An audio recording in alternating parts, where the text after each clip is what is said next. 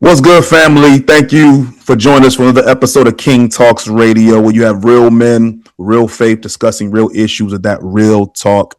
Shout out to our family, Holy Culture Radio, and also our family on Glue TV, and also our wonderful people on YouTube. We've been getting a lot of interaction, bro, on YouTube.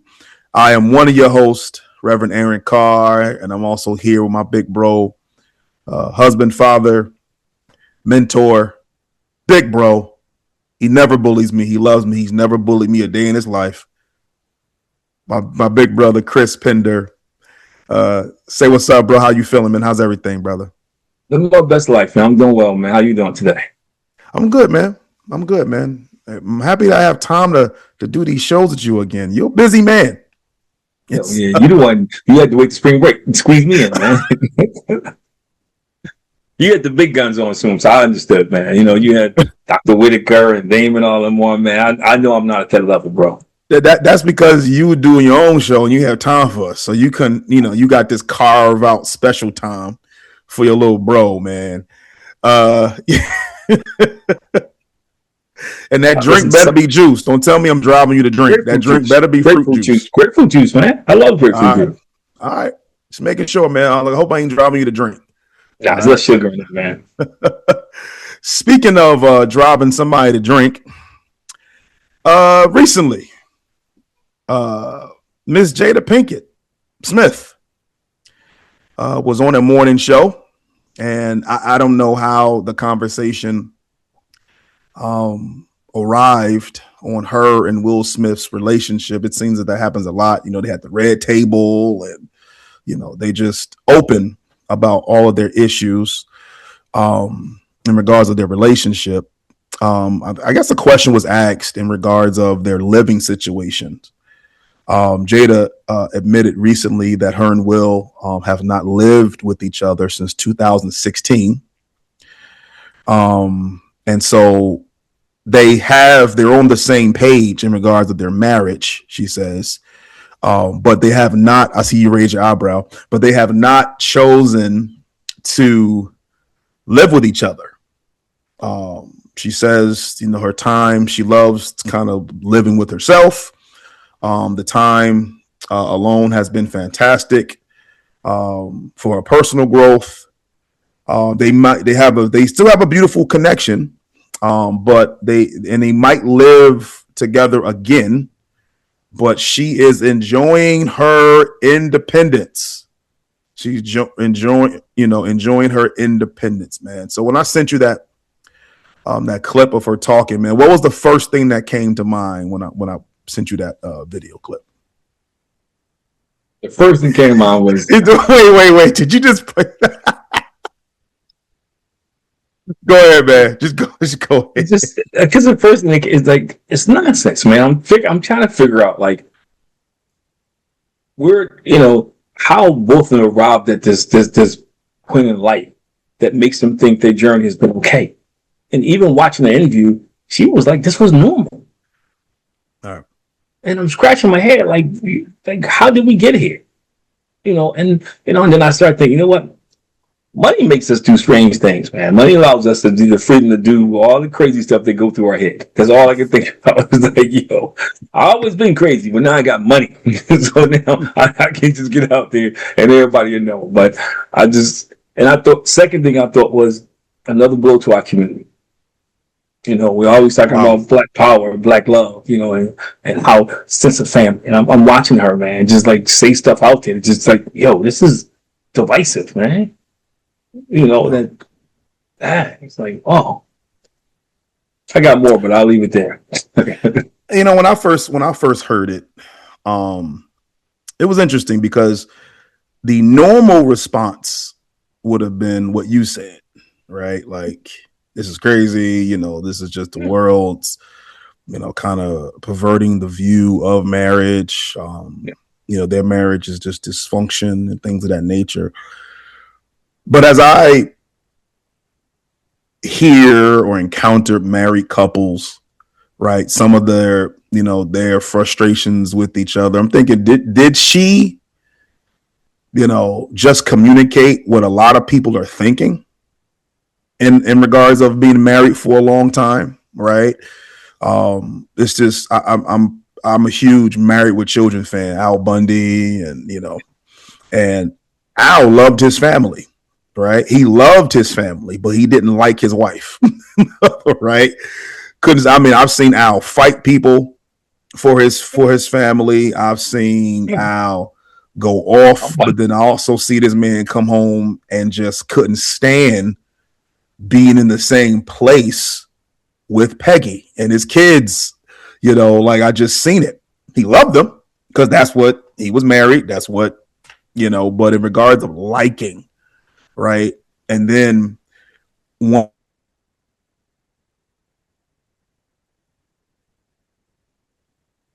You on mute again, bro.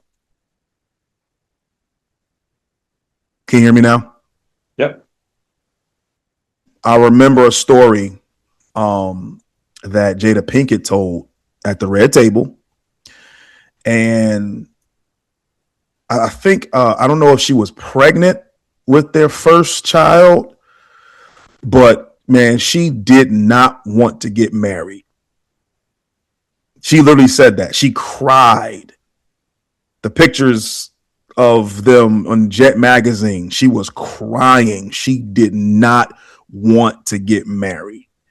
And so I can't even imagine on the flip side with Will, I can't even imagine wanted to be married to somebody that you have to constantly prove that marriage is good for them. Because she went to the altar, Yeah. tugging and pulling and scratching. she didn't want to get married, right? She didn't want to get married. And so even the initial start, when you have to learn to love somebody while you're married, I'm thinking, man, that's a struggle right there, man. I mean, it's just, it's literally, and you can say it's for the kids, right? It's literally just to put up a front because it looks right. It's literally something that, was kind of forced on you and not a genuine desire, right? That you loved Will, right? And I can't even imagine, going through a process of someone desiring you. You're chasing after them, but they're running away from you constantly. You got to constantly prove your value, and that's a lot, man. And so let's get into it, man.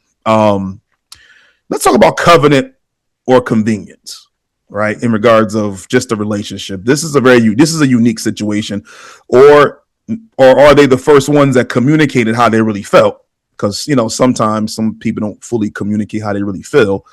But let's explore. Is modern marriage, is it built on commitment to God or just comfort and convenience? The modern marriage. I think I'm gonna start back what you said before. You said about covenant or convenience. I think most people don't understand the covenant of marriage. They don't. When my daughter got married, I do this. I've only done a couple ceremonies. I step out and I take time to explain what marriage is. Hey, this is what marriage is. You're getting married with God as your witness and we ain't your witness. And if you're here, and you're saying you're in agreement with this relationship. If you're here as a witness, you're saying that you agree with what's about to happen, but you also agree not to be a stumbling block for them. Right. You agree to nurture them in the system in any way possible to be successful in their relationship. You'd be surprised, old, young, in between, how people came we've never heard that before. Right. The second thing is, I think most people don't understand love. When I counsel couples, the first thing I do, and I say, look, write down on a piece of paper what your definition of love is. 90% of the time, we got two totally different definitions.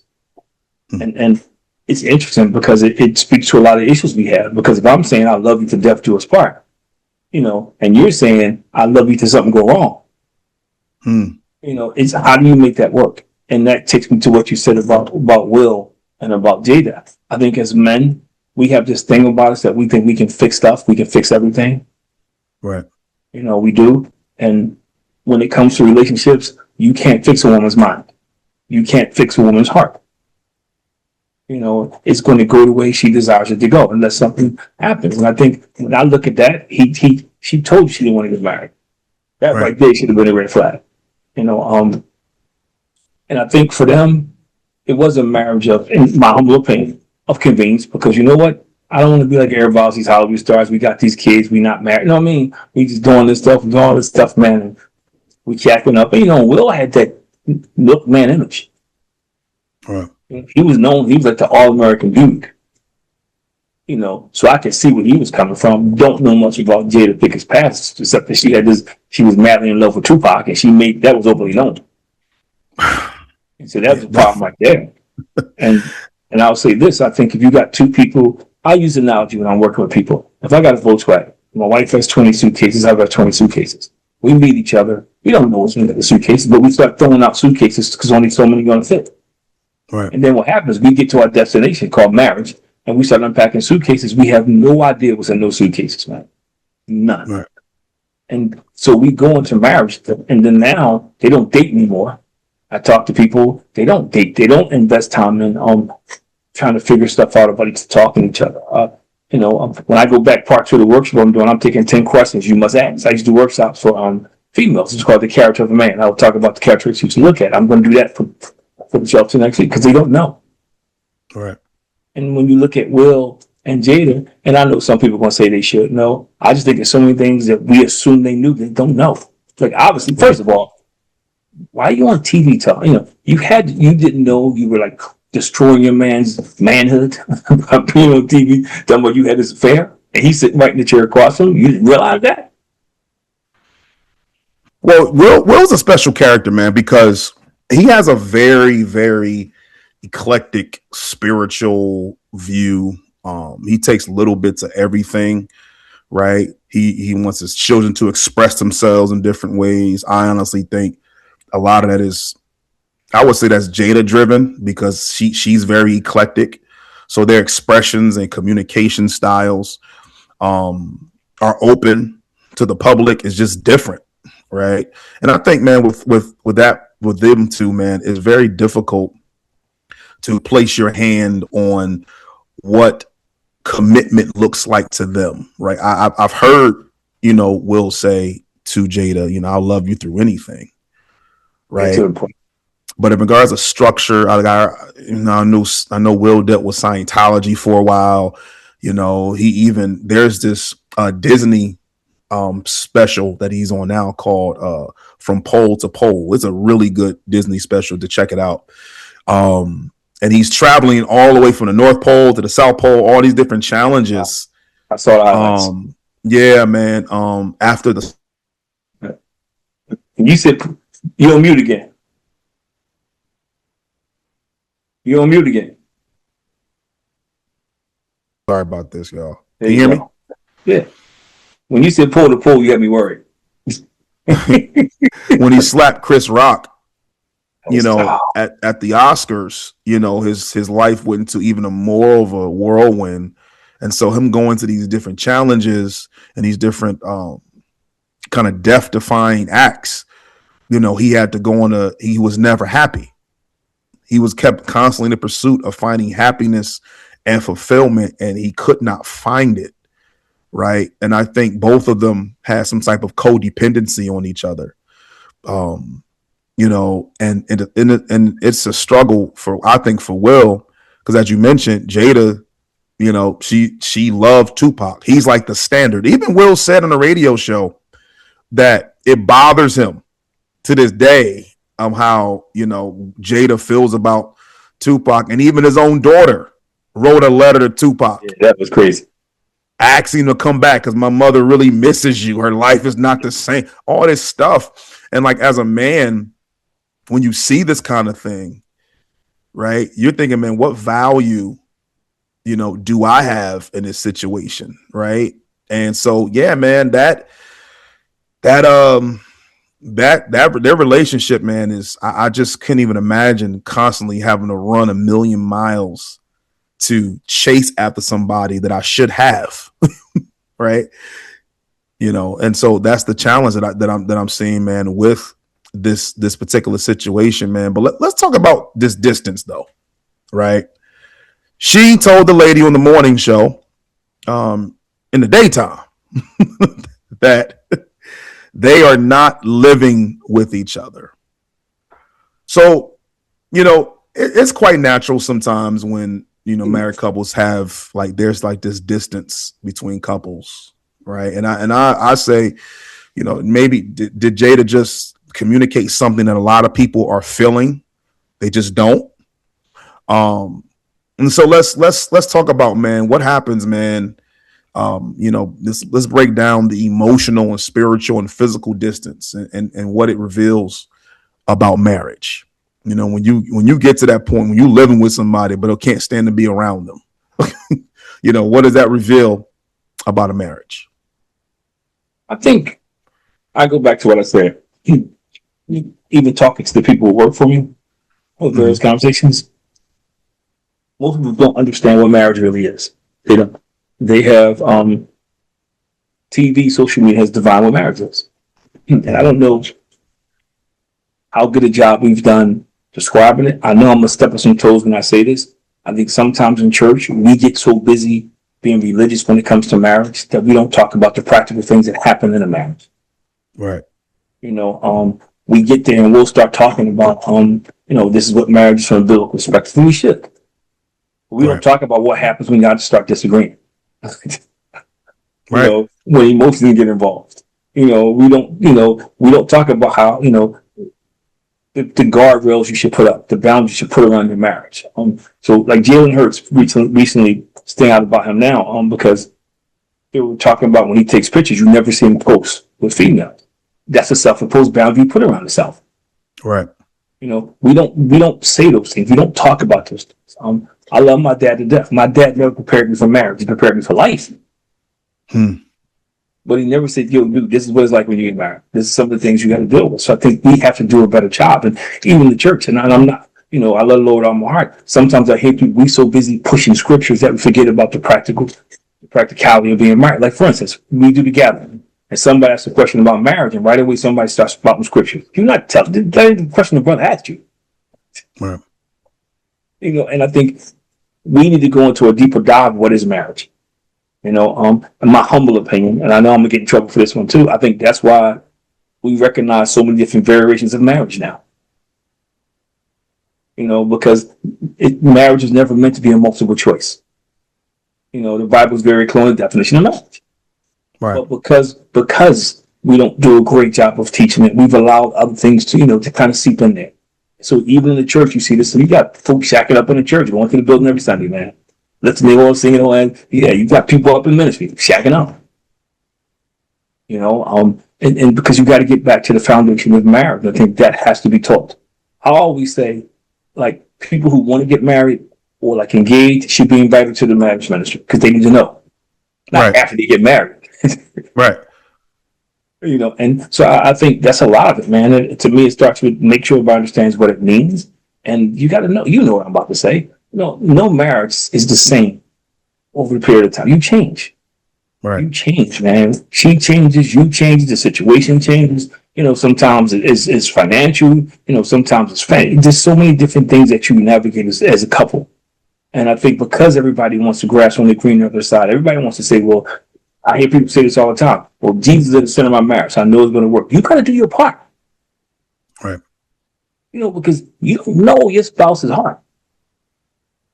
You don't know. And so I think those are things that make it difficult. And then you say this all the time, man. We don't do a great job of modeling marriage too, because we crack jokes. Somebody wants to get married, we start cracking jokes about it. Oh yeah, ball and chain. Yeah. And if I go back to Jada, I think probably somewhere along the lines, I don't know her mom's situation. She didn't see marriage. She didn't value marriage. She didn't see it as a valuable thing. Plus, she probably knew herself. She knew what she's doing now. She was going to be still doing.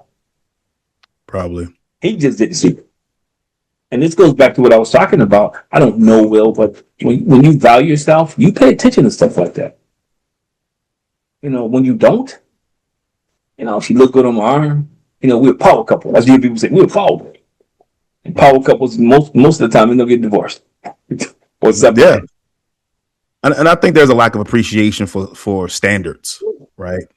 When you think of standards or structure, it's deemed as bondage, right? Married to the same person and all different things. Will and Jada's personality that I'm noticing, they're very free spirited, right? It was even questions about Yeah, open marriage and all these mm, different things. But what you find out is, yeah, you have that freedom, air quote, but you're going to be struggling to find one your value, right? Because if there are no standards, if you're out just doing whatever you want and you have freedom to do whatever, you're also, you're free to think or, you Jesus. know, even expose certain things about the person that you're with. Like when she mentioned she cried before a wedding, she did not want to get married. And the way That you kind of say that, but see the way you say that, I mean, it means like if I'm on the other side, I'm seeing that. Why are you getting married?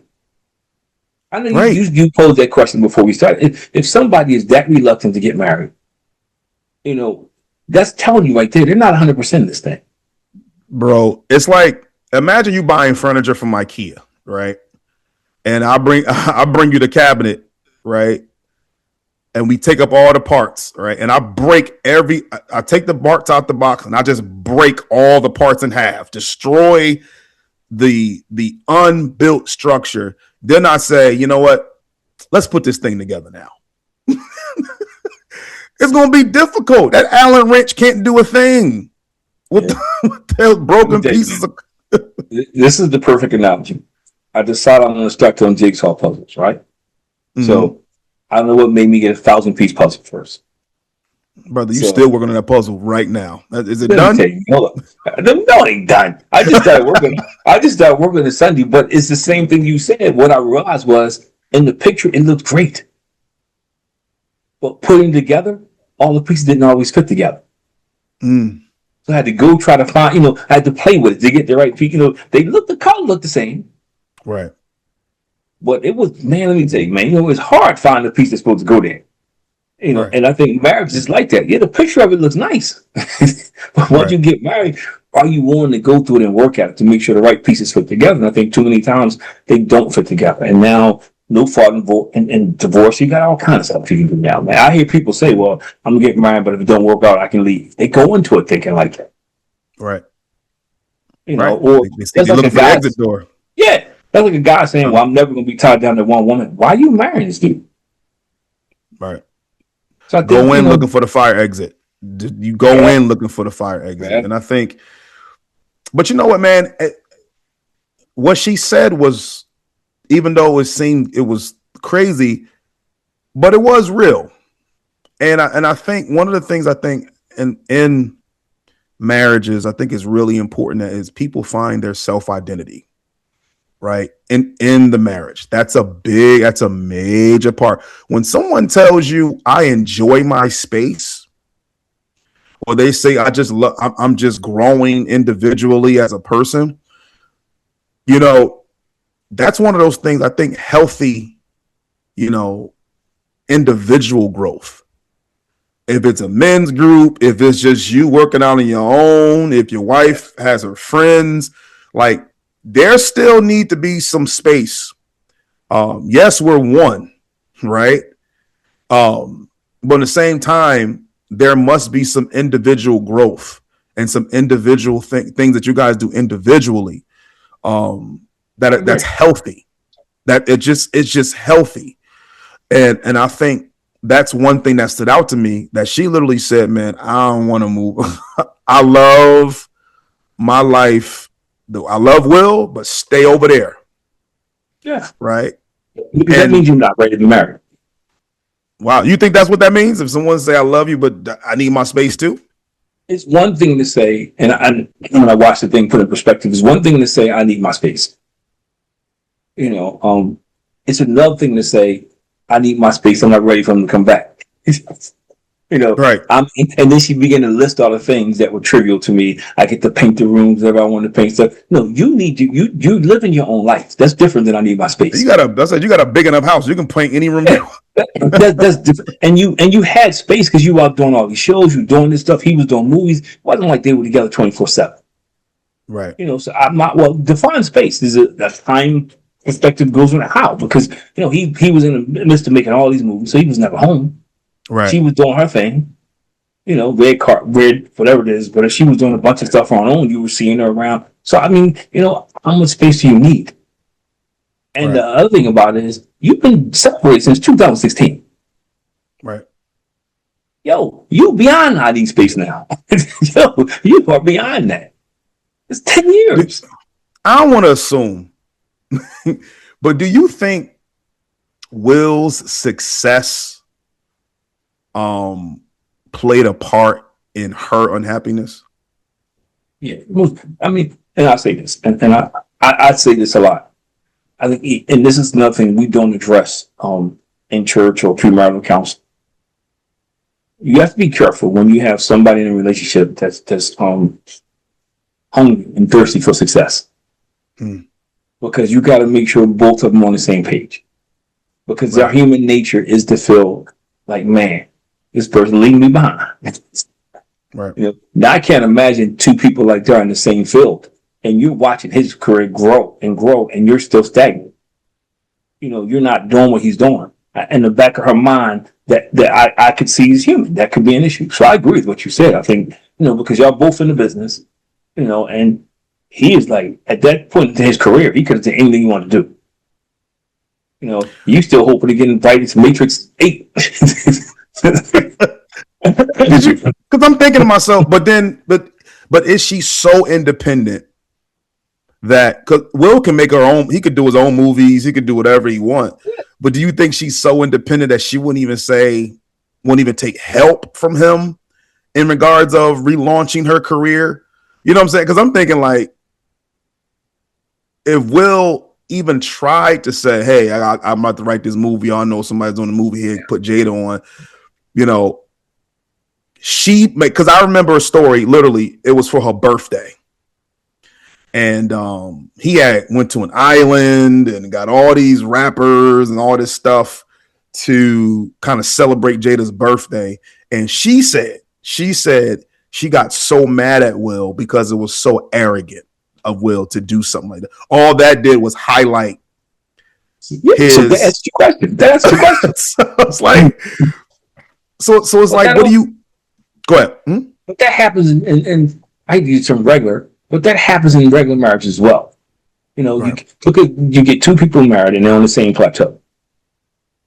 And all of a sudden, one of them starts to excel. But if you add that to two people in the same field doing the same thing, Right.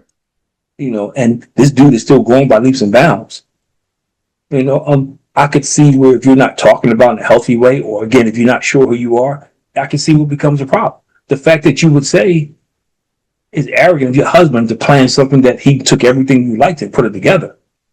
I think Right. that's crazy. The second thing, why would you go public? See, that's not a public conversation.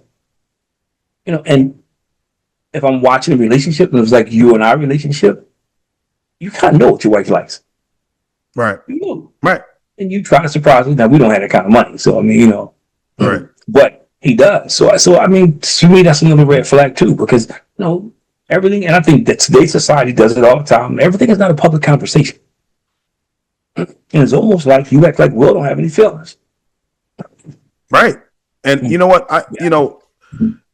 And so it kind of leads to our next, conversation in regards of image versus intimacy, right? How marriage looks publicly Yeah, versus how it truly functions privately. Now, I'm gonna be the monkey wrench in the conversation because because we talk about people don't really know how marriages really are, right? My question is though, if we kept everything private, how can anybody know what a marriage looks like, right? So we get the whole marriage is real, marriage is a day-to-day thing and everything like that. But if we keep that information private, how does anybody even know, because a lot of young people who are thinking of marriage, let's say they early 20s, some even 19, mid 20s, the only information that's being communicated in their realm of social media are the dysfunctional ones. yeah, But then when you have Christian married couples, we're like, don't show that. Don't talk about that. Leave that a diary, right? Don't bring up none of this stuff. Whatever happens in this house stays in this house. Conversations, thoughts, testimonies, all these different things. So how are they supposed to get information from quote unquote functional Christian marriages if it's a secret hidden under stones and tablets of scrolls? How are they supposed to get that information? I think that's part of the problem. I do agree with you. I think there needs to be more of a dialogue around marriage. And that's why I said couples who are considering getting married or engaged should be allowed to go to marriage seminars. Right. Because that's where you hear a lot of stuff at. Right. You look in here. I think they need to be taught. And like I tell my kids, yo, this to do about marriage. I love my wife to death. Man, forever. But it took things. We both went through a lot of things to get to this point. Right. It was not just getting to know me then, but it was getting to know me while we were on this journey. It wasn't just getting to know when we first met. It's still getting to know while we were on this journey. Right. And I think that's a part that's missing because we don't pass it down. We don't have those conversations, not just with our kids, even men when they get together. I love our group together and we're getting better at it. But when we first started, men weren't going about it. They were a lot sharing what's wrong. But it wasn't a lot of, what they were doing or different things. It was like, this is wrong with that. Okay. And that's great. Excuse me. But then speaking of other people, I think they heard that it's a journey. The journey is going to be ups and downs. It's going to rain. It's not going to rain. But I think the transparency is what helped people in our group because God would come out and say, hey, we did go through this when I first got married. I've been married X amount of time. This is what we did. When guys begin to share that, just because you go through stuff doesn't mean you have a bad marriage. What I mean? It doesn't mean that two people are bad. It's just that we put this thing on marriage that is supposed to be perfect. And again, I go back to the church. People and somebody laughed when I said it last week because he was like, "Yeah, man, he who finds a wife finds a good thing." But dude, every woman ain't a wife. Right. We got to start telling people that just because every dude ain't a husband. Right. So we got to make sure we're telling them. We got to make sure we're telling them, man, that it's going to be times on this journey, man, we are not going to get along. The 7-year itch. We got to turn it back. People talk about the 7-year itch. I don't think the 7-year itch is about cheating. I don't. I think what happens after 7 years, two people start growing at different rates of different things, and they stop talking about it. And there's no communication. Or people will get married and get divorced late in the game when their kids leave because they didn't spend any meaningful time together, having other conversations other than the kids. So when the kids leave, they have nothing else in common. That stuff needs to be shared. So young couples don't make it the same. Somebody pulled me aside and said, yo, spend time with your wife. When the kids leave, you ain't got nothing to talk about. I wouldn't have known that. Wow. So I think there has to be teaching. Has to be. Yeah, and I totally agree with that, man. I think one of the things that I think we're as a church we're playing catch up with is these real conversations, right? But on the flip side, there are churches that are doing, kind of growing marriage and community, which is really while community is important, super important. But yeah, man, I think there are going to be seasons where that's why I say healthy individual growth is important in marriages. So you don't want healthy individual growth in marriage. You want to grow, of course, individually, but you're growing individually together. In this situation, you're growing individually apart.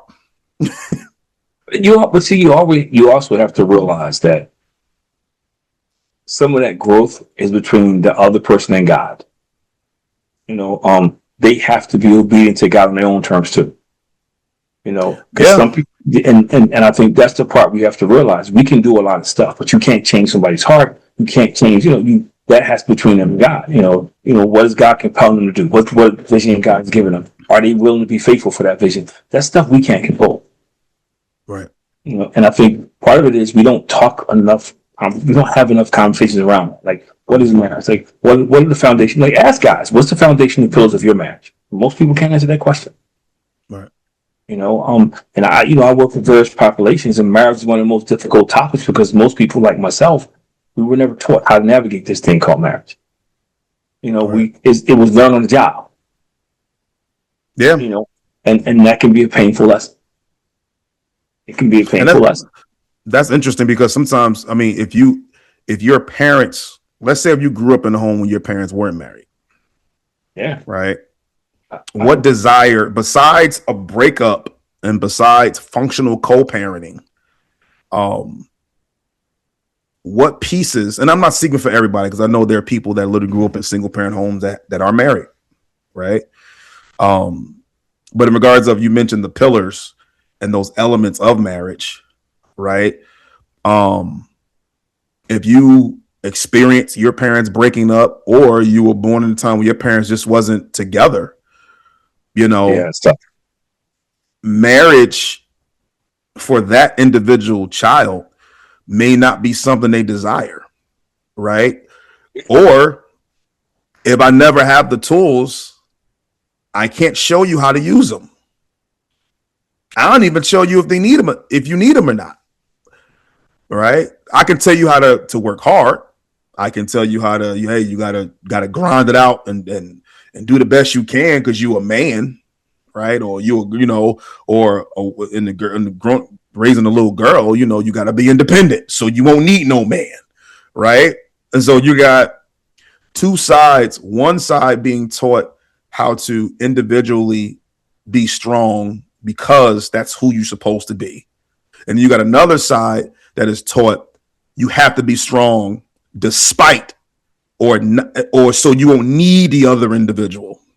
So, what elements of marriage, or relationship, or dating, or courtship would they even have besides learning on the job? It's a dangerous position to be flying a plane and have to learn on the job, brother. So again, I go back to we have to do a better job of not just talking about what marriage looks like. We Mm-hmm. paint this picture of what it should look like. We have to do a better job talking about the realities of marriage. Right. There's going to be days when you get up in the morning and y'all may not get along. There's going to be times when you disagree on stuff. That's just it happens. You Right. know, um, there are going to be times, man, when somebody feels so passionate about something, and the person that they just don't get it, they don't connect. And it is. But the thing about marriage is that it's something that two people agree to work through and work on. Right. It's we're married, so we're going to figure this thing out the best we can. Doesn't give me an excuse to act like an idiot because the Bible says, we're supposed to love our lives like Christ loved the church. So it doesn't give me Right. out, but I think those things are we spend more time now getting ready for the wedding than we do to invest in the marriage. That's the big thing. Thousands of Right. dollars, $10, $20, $30 for this wedding. Don't spend a Yeah. dime on sitting down with another married couple like, what's going on? How did you get through this? How did you navigate that? We don't. And that's why I said if you don't have a strong foundation on anything, it's going to collapse under the pressure. And the world puts a lot of pressure on you now. It does. Right. And I always say this, and I'm not saying this to differentiate any colors, but to me, being a black Christian husband and father, is and a provider is one of the hardest jobs you ever have Right. because you got to balance all that, man. We were never taught.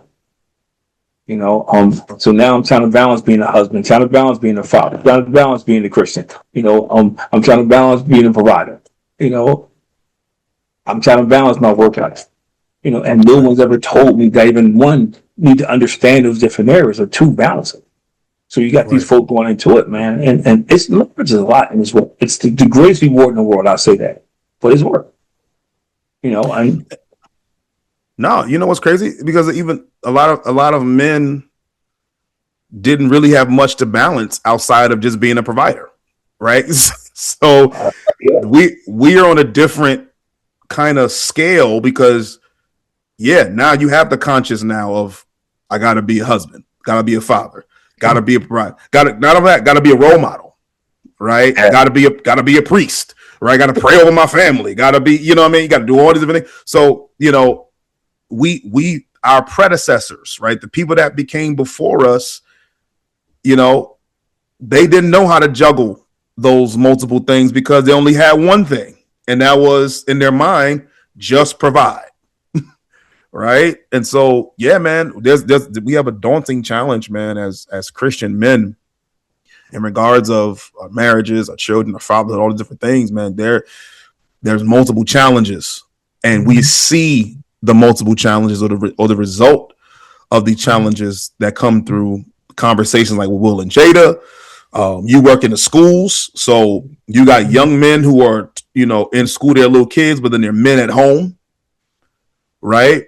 You got, and don't get on to the romantic and the sex conversation, because it ain't like that stuff goes away. They don't care about how much money they're gonna make or what's going to happen as a result of that, or they can't afford, the condoms, so we just gonna go out, and they none of that's a major part that no one discusses, and they just expect these young guys us to be strong.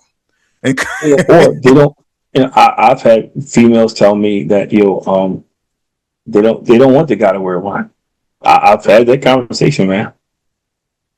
Yeah, man, it's crazy, man, and we're seeing, in social media, famous people have multiple children with multiple women, and it keeps happening. It keeps happening. There's no weddings, there's no baby showers, and nice pictures, but weddings and relationship with that person that you're having children with is completely, it's taboo. I think you hit the nail. We imitate art, and people see it and they think it's cool. But I know somebody who has their parents never married. Their parents had 8 kids, and they have 4 kids, and they never married. Wow. I mean, so, and that person's mine, and other people I talk to the same situation. They weren't ever taught the value of marriage, and I think that has a lot to do with it. I think. And it's different now. I'm not making excuses, but it's just so many choices now. It's so easy to get pulled off track now. And I mean, you got the social media thing, so you can talk to people in different states. There's just so many different vehicles, man. And if you don't have that foundation, you get pulled off because we're human. We're human. Like even Jesus, the devil took him into waters and tried to tempt him, took him to his weakest spot. And I think as men, we have to understand that. We understand that, but I also think as men, women need to understand that we have feelings.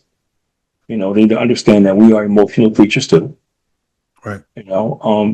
As much as guys don't want to admit it, that we have pride and we have an ego. Right. I think both those things should be a part of marriage counseling. Like, do you understand what she is made of, what he is made of? Not just this is what the Bible says about this, you got to give them some practical stuff to use too. And I think this is what we kind of lose the way. Or to your point, how many minority shows do you see on TV with a husband and wife, a good show, a serious show, where the husband and wife was role models? You see Cosby. Yeah, look how far you got to go back, dude. Right. Think about that, man. You got to go back. Fresh Prince, the Cosbys, but then once again, what warps that is the reality of what happened to some of those people. So, some people can't look at Cliff Huxtable in the same light because he's Bill Cosby, right? Because of the different things that happened. You know what I mean? So it's sad, but it was at least a representation of a functional household. It definitely was a representation of a functional household. And I think Fresh Prince of Bel-Air was another kind of functional household. I agree. And Family Matters. But once again, just these different things happening outside of the camera. But look how far you got to go back. Right. There's nothing currently that I know. I mean, you go to a Tyler, I ain't want to get in Tyler Perry. But yeah, so meet the pains. But yeah, as you mentioned, it's definitely something that's not represented more of, and we definitely got to do a better communicating this information out to couples in regards of their growth. But let's get into restoring the fellowship, though. Now, I know I mentioned some major parts. Jada didn't want to be married. It was Will's I didn't know that. I didn't know. Yeah, yep. Will's faith and her faith. I don't know the grounding of their faith, and so not from giving steps for them to restore fellowship, because that's a challenge.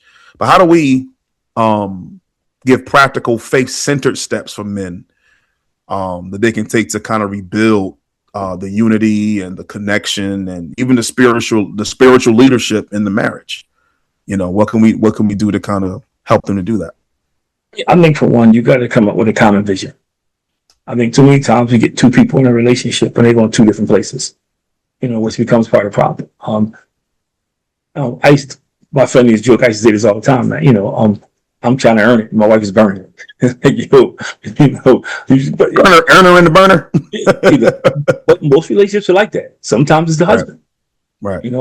And so money is not the root of all things. It's how we see money and how we use money is the problem. Mm. And I think if you don't know where you're going, how you leading somebody else. I say this to guys all the time. How? And today's women, because they've been exposed to so much, they are stronger. Most of them, they're stronger. They've been raised to be independent, not raised to be in a relationship. And most independent women need to know where you lead them to. They don't want to be sitting there and you don't know what's happening every day. I don't know. We'll get there. So I think the vision is important. I think there needs to be a conversation around what love looks like, because I think we say I love each other to each other, but we don't dive deeper. What I mean by dive deeper, because now you get married and like I'm a super affectionate person. My wife is not, and it's okay. Right. But for some people it's not okay. Right. But you never had the conversation. We never had a conversation about what love means to us. That conversation is asked. And I'll say this: people think I'm crazy, but it's kind of like a job interview. Where you see yourself in 5 years. And because that's a problem too. Because if you have a 5-year plan and you're talking about, well, I want to go back to school, I want to do this and do this, and they sitting there talking about, I don't know.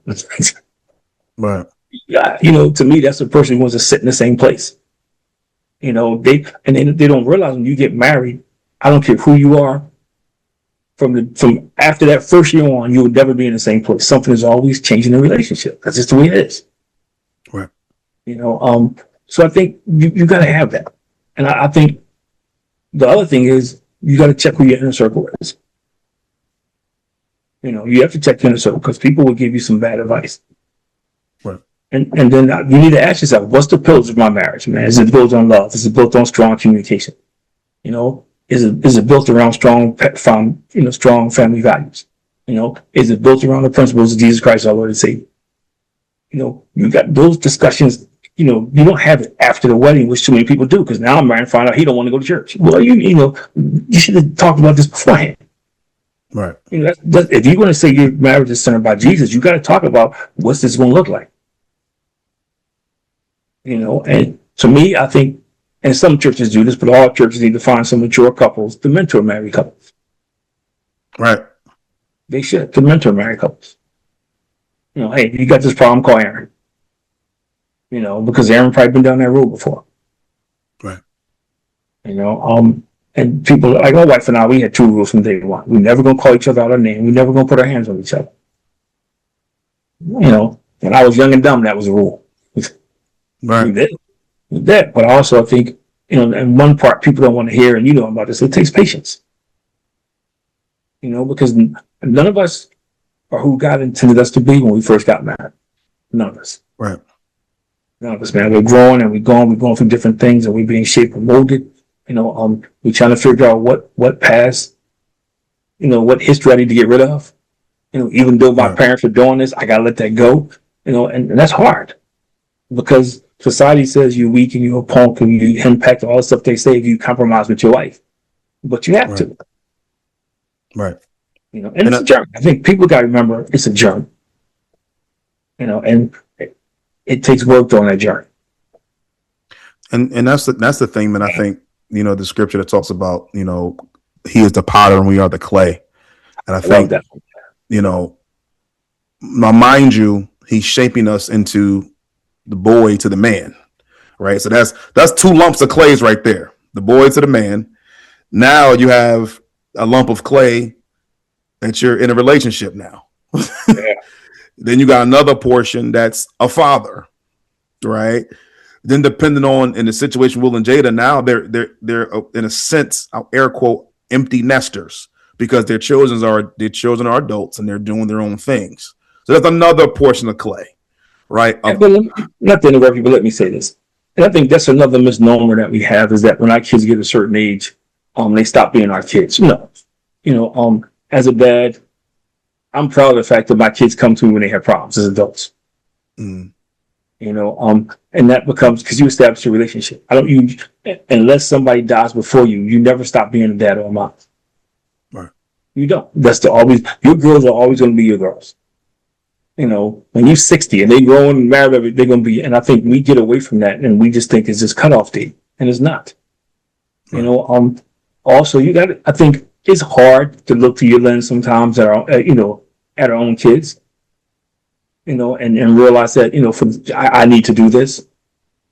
What I mean is, like, my kids are grown, and I do anything for them. But you know what? I'm at the stage I got to stop doing it. Mm.